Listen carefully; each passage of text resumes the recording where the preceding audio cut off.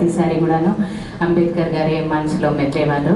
కాబట్టి ఎంత మహనీయుని జన్మదినం మన ప్రెమిసెస్లలో మనం ఈ విధంగా సెలబ్రేట్ చేసుకోవడం మా అదృష్టంగా భావిస్తూ ఈ అవకాశం ఇచ్చినందుకు మన ప్రిన్సిపల్ డిస్ట్రిక్ట్ జడ్జి గారికి మనస్ఫూర్తిగా ధన్యవాదాలు తెలియజేస్తూ మీకు అందరికి కూడాను అంబేద్కర్ గారి స్ఫూర్తిని మనసులో పెట్టుకొని మీ జీవితంలో పైకి ఎదగాలని మనస్ఫూర్తిగా కోరుకుంటూ ముగిస్తాను. జూనియర్ సివిల్ జడ్జి మరి కొత్తగా మన బార్ అసోసియేషన్ ఎలక్షన్స్ జరుగుతూ మరి బార్ అసోసియేషన్ ప్రెసిడెంట్ గారికి, సెక్రటరీ గారికి, మరి సీనియర్ మోస్ట్ అడ్వకేట్ గారు వేదిక మరి అదర్ అడ్వకేట్స్, కక్షిదారులు, స్టాఫ్ మెంబర్స్, మరి ప్రింట్ ఎలక్ట్రానిక్ మీడియా అందరికీ కూడా నమస్కారం. మరి అందరూ అంబేద్కర్ గారి గురించి చెప్పారు.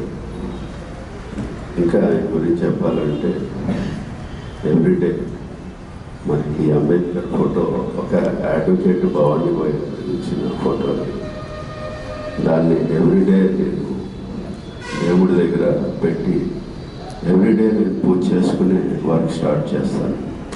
నా సీట్లో కూడా నేను కూర్చోను. ఏ రోజు వచ్చినా ముందు దేవుడికి దండం పెట్టుకొని, ఆయనకి దండం పెట్టుకొని నా సీట్లో ఎవ్రీడే నేను కూర్చుంటాను. అంత ఇంపార్టెన్స్.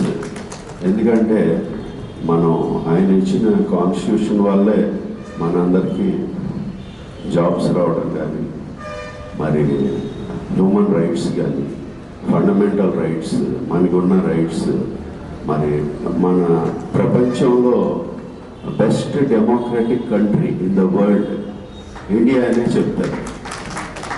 ఎవరికైనా ఏదైనా మాట్లాడుకునే హక్కు, ఆ హక్కు ఎవరిచ్చారు అంటే మన అంబేద్కర్ గారు కాన్స్టిట్యూషన్లో రాసి ఇచ్చిన హక్కు.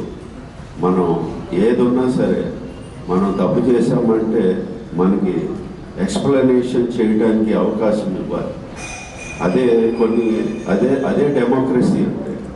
కాబట్టి మన ఈవెన్ పాకిస్తాన్లో కూడా ఏం చెప్పారంటే ఇండియా ఎందుకు సక్సెస్ అయ్యింది అని ఒక టాపిక్ ఒకటి రైజ్ అయిందని. పాకిస్తాన్ వాళ్ళు ఏం చెప్పారంటే డెమోక్రటిక్ కంట్రీ ఇండియా, డెమోక్రసీ ఉంది కాబట్టి ఇండియా మరి ఫస్ట్లో మనం బ్యాక్వర్డ్ కంట్రీలో ఉన్నాం, మళ్ళీ డెవలపింగ్ కంట్రీలో ఉన్నాం. మరి మేము స్కూల్లో చదివినప్పుడు India is a developing country అని అనేవాడు. మరి ఇప్పుడు మనం వీఆర్ గోయింగ్ అహెడ్, ఇంకొంత ముందుకెళ్ళి మనం ఇంకా డెవలప్డ్ కంట్రీస్లో చేరటానికి రెడీగా ఉన్నాం. అన్ని కంట్రీస్ కూడా ఇండియా వైపు ఎందుకు చూస్తున్నాయి అంటే మన ఇండియాలో యూనిటీ ఉంది. మన అంబేద్కర్ గారు చెప్పినట్టు ఎందులో కూడా డిస్క్రిమినేషన్ అనేది లేదా, ఎందులో కూడా లేదు. మరి ఆయనే ఎగ్జాంపుల్ అందరూ చెప్పారు.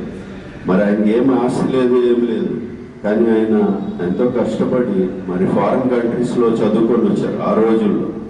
మరి ఇవాళ కూడా మనం ఫారిన్ వెళ్ళాలంటే చాలా కష్టం. మరి అలాంటి రోజుల్లో ఆయన ఎలా వెళ్ళారు, ఎన్ని బాధలు పడ్డారు. ఒక రూట్ మరి ఇండియన్ సిటిజన్స్కి వేశారండి. అట్లాగే అంబేద్కర్ గారు మరి మేము ఇక్కడ సర్వీస్ చేస్తుండగా ఆయనకి 100 years ఆఫ్ బ్యారిస్టర్ లైఫ్ మనం కొంత సెలబ్రేట్ చేసుకోవటం జరిగింది. మరి ఇందాక రామచంద్ర గారు చెప్పినట్టు మరి అంబేద్కర్ గారికి మనం అందరం వెళ్ళి, బార్ మెంబర్స్ అందరం కూడా వెళ్ళి ఆయన ప్రియాంబుల్ ఆయనకి చదివి వినిపించడం అనేది చాలా నిజంగా నాకు కూడా ఎప్పటికీ అది గుర్తుండిపోయే ఇన్సిడెంట్ అండి. మనం అది చేసాం. మరి ఇట్లాగా అంబేద్కర్ గారిని మనం లైఫ్లో ఎగ్జాంపుల్ తీసుకొని హ్యూమన్ లైఫ్ దేవుడు చెప్తాడు, హ్యూమన్ లైఫ్ ఎప్పుడూ కష్టంగానే ఉంటుంది, మనకేమి హ్యాపీనెస్ ఉండదు అందులో. కానీ మనం ఆయన ఎగ్జాంపుల్గా తీసుకొని అన్ని ఆర్ట్స్ని బీట్ చేసుకుంటూ మనం ముందుకెళ్ళాలి, మన ఫ్యామిలీని ముందుకు తీసుకెళ్ళాలి, మనం నమ్ముకున్న మన సంస్థని ముందుకు తీసుకెళ్ళాలి, మన రాష్ట్రాన్ని ముందుకు తీసుకెళ్ళాలి, మన దేశాన్ని ముందుకు తీసుకెళ్ళాలి. మరి అంబేద్కర్ గారిని స్మరించుకుంటూ వరల్డ్ ఇంటర్నేషనల్ కంట్రీస్లో కూడా ఇండియా అంటే ఇష్టపడే కంట్రీస్ అందరూ కూడా సెలబ్రేట్ చేసుకునే రోజు. మరి 14th పబ్లిక్ హాలిడే, మేమంతా టీం అంతా డిస్కస్ చేసుకున్నాము. బర్త్డే అయిపోయాక చేసుకుంటాం కన్నా ముందే చేసుకుంటే బాగుంటుందనే ఉద్దేశంతో చేయటం, మీరు అందరూ మాకు కోఆపరేట్ చేయటం, మరి ఈ అవకాశం ఇచ్చిన అందరికీ కూడా చాలా థ్యాంక్స్ అండి. ధన్యవాదాలు. నమస్కారం.